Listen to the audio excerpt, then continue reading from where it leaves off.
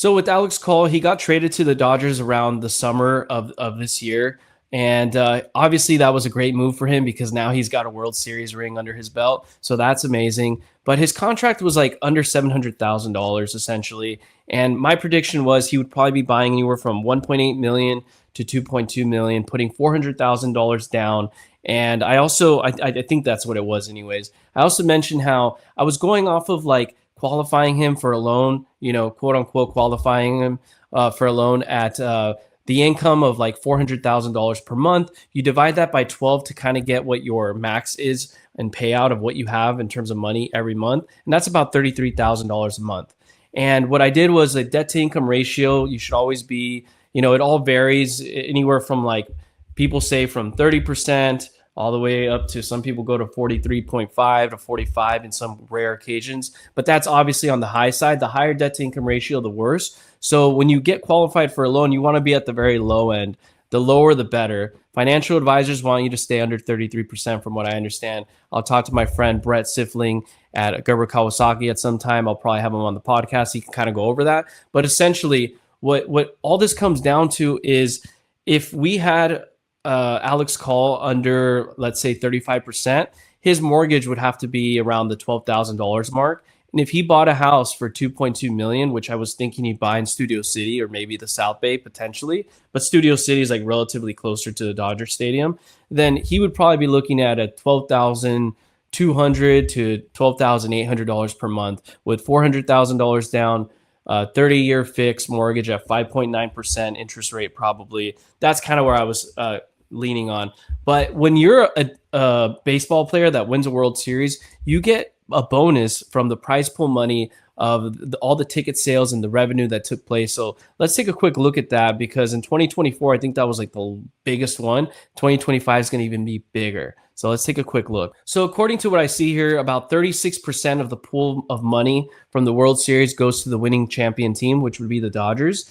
And in 2024, it was the largest record of what was it? 129.1 million for the Dodgers shares, totaling of approximately, when you do that 36% of that pool of money, and then you split it up with the players, it's about $477,441 for each player to assume that bonus. Obviously, we don't know the ins and outs if that's the case, but that's essentially what this article had came down to. And 2025 is going to be a lot bigger. So let's just say it's going to be 500,000 per player, assuming Alex Call gets that.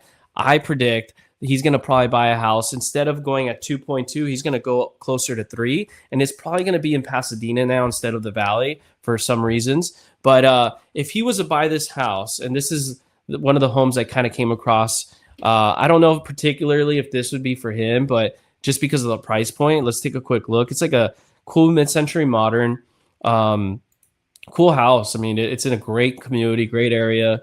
Whoever the realtor is, I'm probably sure they're going to be happy I'm showing this, but it's a sweet home. I mean, it's got that like bungalow craftsman like feel to it, but it is more of a mid-century modern home. Definitely needs some spice up to spruce it up a little bit.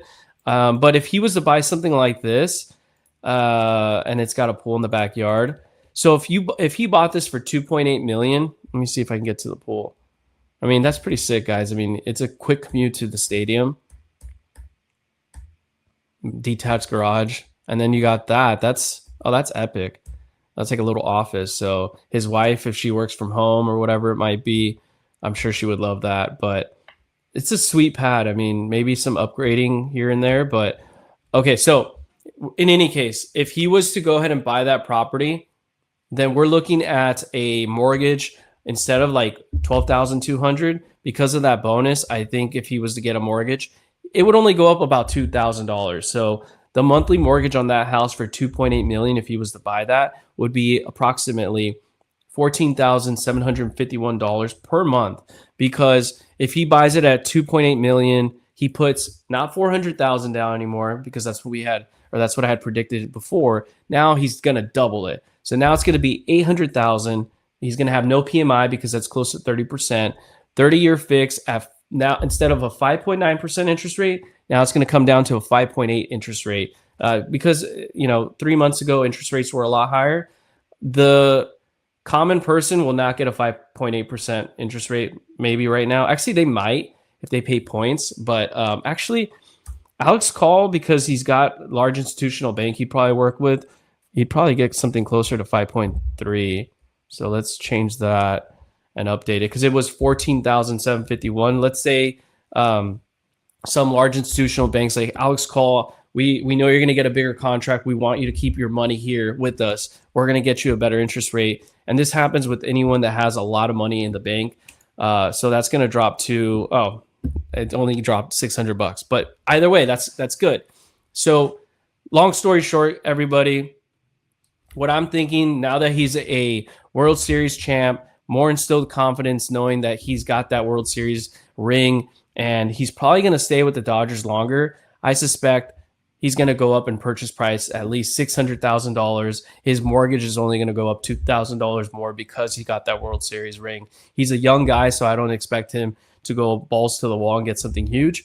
But that's my prediction. Let me know what you think. If you think that makes sense or he's going to go more in the $5 million, please share. If you think my prediction is crap and dog crap, then tell me that. I just want to hear from you, so keep me posted. I would love to see what you think of a baseball player, what type of property, price point, and what their monthly mortgage might look like.